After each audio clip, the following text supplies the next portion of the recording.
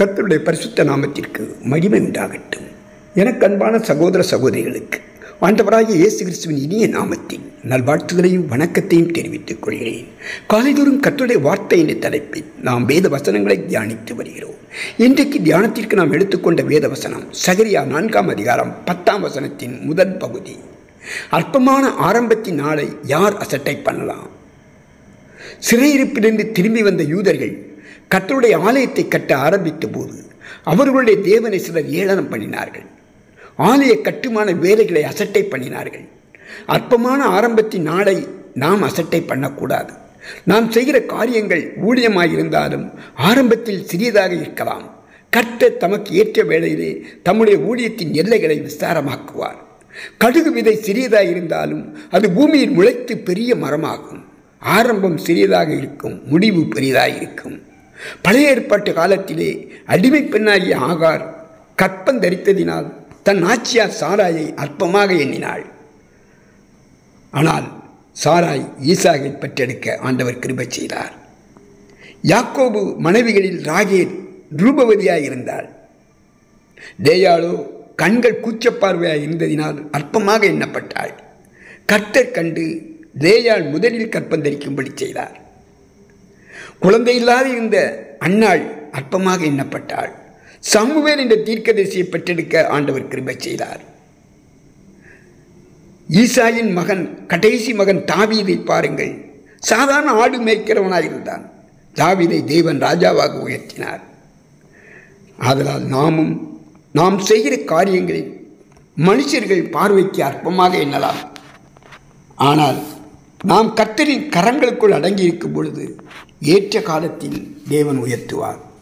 யோபுவின் சிநேகிதன் பில்தாத் யோபுவுக்கு நல்ல ஆலோசனை சொல்வதை யோபு 8ஆம் அதிகாரம் 7இல் பார்க்கலாம்.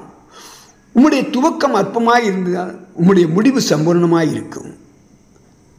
நம்மிடத்தில் கொஞ்சம் ஆவும், கொஞ்சம் எண்ணம் இருக்கலாம். கர்த்தரோ தம்முடைய சர்வ வல்லமையினால் கொஞ்சமாய் இருப்பதை அதிகரிக்க செய்வார். நம்மிடத்தில் கொஞ்சம் அப்பமும் கொஞ்சம் மீனும் இருக்கலாம். நம்முடைய கர்த்தராகிய இயேசு கிறிஸ்து அவற்றை ஆசீர்வதித்து பெருகச் செய்வார்.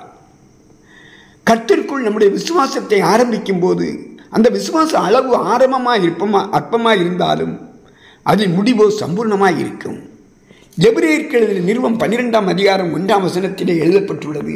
ஆகையால் மேகம் போன்ற இத்தனை திறனான சாட்சிகள் நம்மை சூழ்ந்து கொண்டிருக்க பாரமான யாவற்றையும் நம்மை சுற்றி நெருங்கி நிற்கிற பாவத்தையும் தள்ளிவிட்டு விசுவாசத்தை துவக்குகிறவரும் முடிக்கிறவருமாய் இருக்கிற இயேசுவை நோக்கி நமக்கு நியமித்திருக்கிற ஓட்டத்திலே பொறுமையோடு ஓடக்கடவோம்.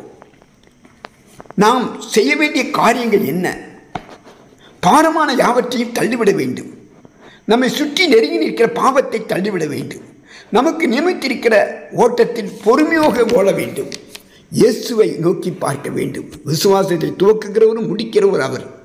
மகிமைப்படுத்துகிற தேவன் இயேசு கிறிஸ்துவை விசுவாச வீரர்களுக்கு தலைவராயிருக்கிறார்.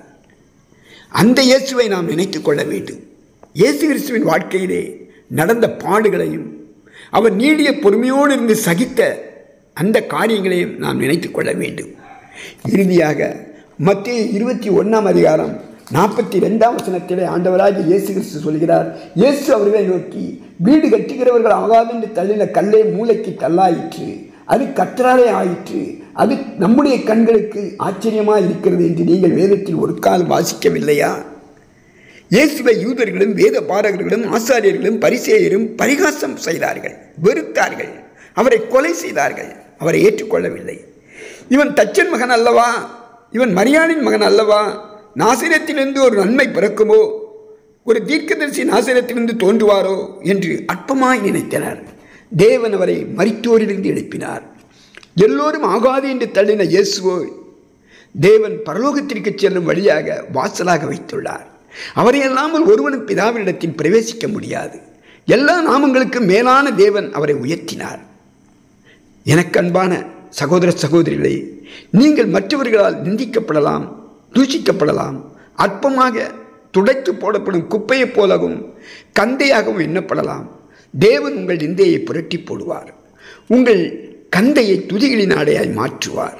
உங்கள் 8 வஸ்திரத்தையும் தூஷணத்தையும் மாற்றி மகிழ்ச்சியினால் நிரப்புவார்.